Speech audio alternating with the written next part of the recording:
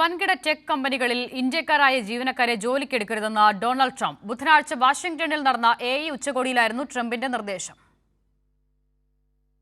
Google, Microsoft പോലുള്ള വൻകിട tech കമ്പനികൾ ഇന്ത്യക്കാരെ നിയമിക്കുന്നതിനെതിരെ മുന്നറിയിപ്പ് നൽകിയിരിക്കുകയാണ് ഡൊണാൾഡ് ട്രംപ്.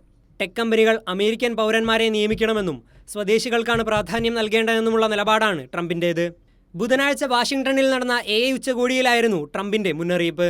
പല ടെക് കമ്പനികളും അമേരിക്ക നൽകുന്ന ചില സ്വാതന്ത്ര്യങ്ങൾ ഉപയോഗിച്ച് ലാഭമുണ്ടാക്കുകയും ഇന്ത്യയിൽ നിന്ന് തൊഴിലാളികളെ നിയമിക്കുകയും ചൈനയിൽ ഫാക്ടറികൾ നിർമ്മിക്കുകയും അയർലാൻഡിൽ ലാഭം പൂഴ്ത്തിവെക്കുകയും ചെയ്യുന്നുവെന്ന രൂക്ഷ വിമർശനം ഉച്ചകോടിയിൽ ട്രംപ് ഉയർത്തി. For too long, much of our tech industry pursued a radical globalism that left millions of Americans feeling distrustful and betrayed.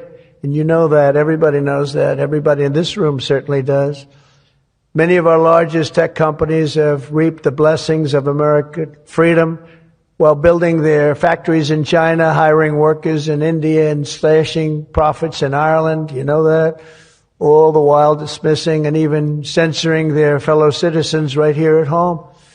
Under President Trump, those days are over. We need U.S. technology companies to be all in for America. We want you to put America first. You have to do that. That's all we ask.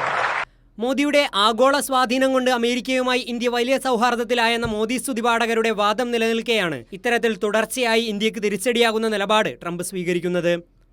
എന്നാൽ ഒരു ഘട്ടത്തിൽ പോലും മൗനം വെടിയാനോ ട്രംപിന്റെ വാദങ്ങളെ തള്ളിപ്പറയാനോ പ്രധാനമന്ത്രി നരേന്ദ്രമോദി തയ്യാറായിട്ടില്ല.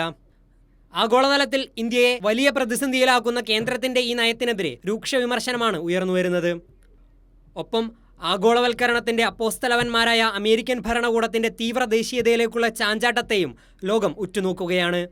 News desk, Kairali news.